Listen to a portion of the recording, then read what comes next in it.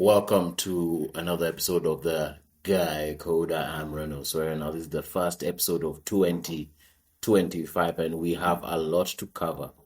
It's almost the end of the first quarter, and there's so much we have observed. There's so much that has been displayed to us in the media, on social media, and just on the news. It has been a bumpy start to 2025 for those of us who are Kenyans. We were graced with the news of another podcast by an influencer called Jules Godoni. I think that's her name. She has this love podcast, and she got to share the story of a young lady who was explaining her situation when she was younger. Still a young lady, but she was explaining this situation and relationship, marriage almost, she had with this man, and the toxicity and the abuse that she got to experience at the hands of this man. And that was the first thing that trended on KOX, social media as a whole. So many conversations came up whereby there has been that conversation of, was he a predator? Did he just really seek her out and get to use her because she was in a vulnerable position? Did she also suffer from low self-esteem from herself? And how is she able to move on from that particular situation? And what do we learn, guys? As I was listening to that podcast, I don't know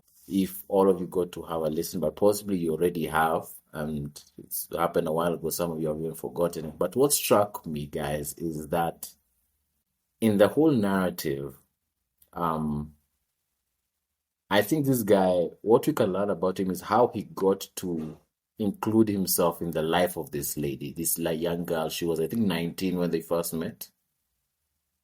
And he was in his 30s. I think, yes, he was in his 30s, around 30 himself. And he just came in as a knight in shining armor. You know, there's a certain comment or phrase that people say, not people say, but it is said among guys, and I've heard certain guys say it, is that a pimp can act like a simp to get a woman, but a simp can't act like a pimp to get a woman. So this guy, it seems like he was really playing the long game with this lady. He got to play into the need that she had in that moment. You know, as men, we have to agree that when we see a lady and we see in her lifestyle and in how she carries herself, there is no particular gap you will feel as a man that will make you feel important. Most of the times we don't go into those situationships and relationships. Why? Because even as men, we understand that we are creatures of, functionality. We bring results. We're not just appreciated just for existing. That's not in our DNA. We are appreciated for what we can be able to bring and provide in a certain context, in a certain picture. So when we see a lady and we do not know what to offer her, we do not know how we will have a special significance in her life, then more often than not, we don't want to get ourselves in that relationship, unless there are some individuals and some guys who instead want to be the ones taken care of. And those are not the majority of who we are in this space. So this guy really got to pick out the exact season this lady was in need of a presence like his. And in showing up, what happened? She got to be attached to him. You know, as guys, we've always said that a woman loves you for how you make her feel. In the podcast, of course, I can't reiterate everything she said, but you could hear from the story, she got to feel attached from how he made her feel. She was receiving and experiencing certain experiences with him, whether the drives, whether all this, going out, this special treatment that she felt she wanted to feel special in that season because it was a very vulnerable season for her. And when she got attached and now she got to really feel completely almost indebted to this guy, he got to play his card and get to slowly retract the value. What did this do? It made her do whatever she needed to keep him. There's a certain story that I've heard. A Nigerian asked, there was a Nigerian was having a conversation with a Kenyan, and the Kenyan got to share a little bit of this conversation. And he said that this Nigerian said, when you see us spending money on women, Yeah, the Nigerian said when you see another Nigerian drug dealer, I would say he was a drug dealer. He said when you see us spending money on women, and then now we get to tell the women this is how we get the money by transporting these drugs. Most of them, and this is the main way. They say this is the main way they get to find their drug mules. You see these mules that are always caught. In fact, there's a recent one, a lady I think called Duta was found in Vietnam. When these drug dealers come to Kenya and they want to find drug mules to transport their drugs internationally, what do? They introduce a certain lady to a lifestyle. And once she gets accustomed to the lifestyle and she's told, oh, by the way, you know how we get this money? We get this money by transporting drugs. Will you do it? Because if you do it, then you get to continue this lifestyle. If you don't, then the lifestyle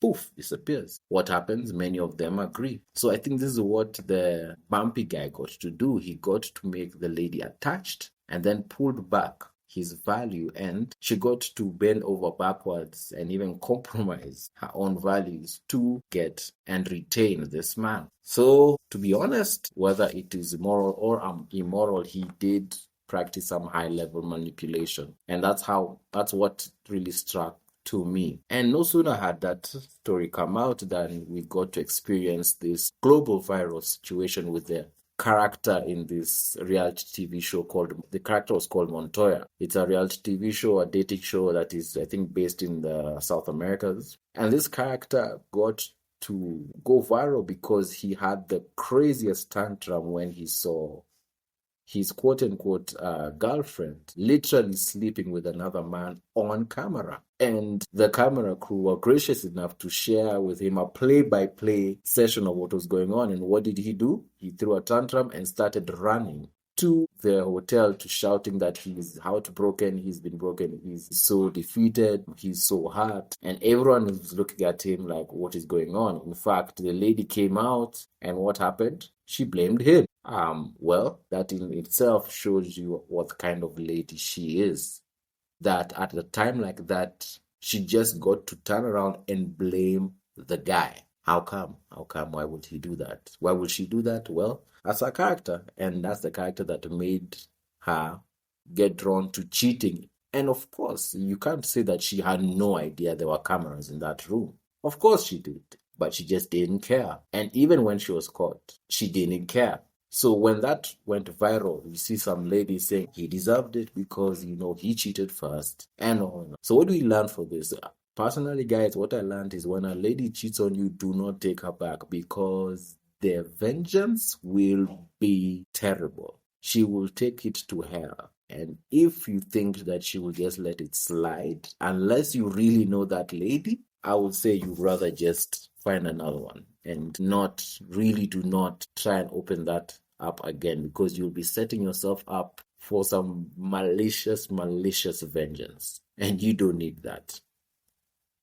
However, I'm realizing with these dating shows, the narrative, and I would like your opinion on this, guys. The narrative that is being peddled is that they want to show the men are getting a taste of their own medicine, quote unquote, because for most times that in this dating, whole process, it's believed that the women always get the short end of the stick.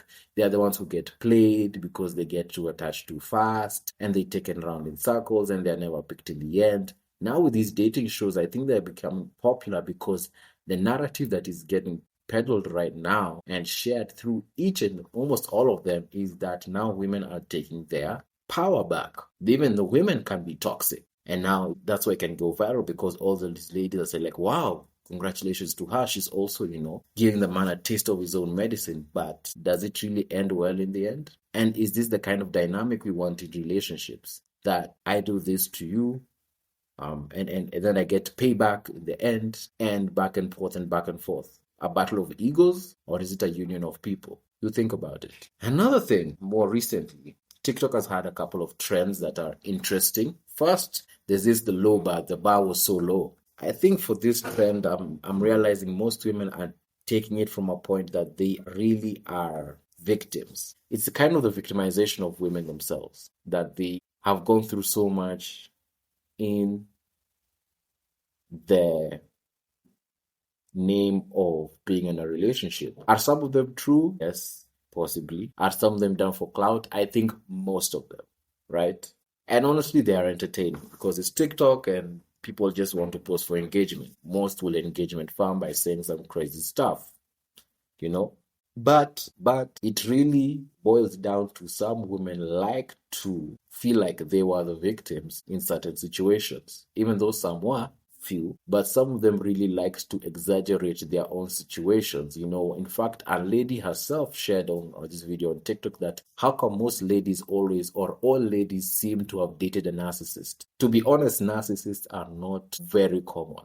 That's a diagnosis. It's not just a personality you put on, like I'm angry today and say I'm a narcissist today. No, this is a diagnosis. So the fact that many ladies are claiming, oh, my ex was a narcissist, my ex was a narcissist, really? So it's like 1 in 2 men are narcissists? I don't think so. Let's be real. So that's something that we have to figure out and be very careful as we are seeing these narratives of, the bar was so low, I had to settle for such and such. Me, he hurt me so bad. How will I accept that? And they did accept that at the time. And now they're quote unquote sharing their experience for engagement farming.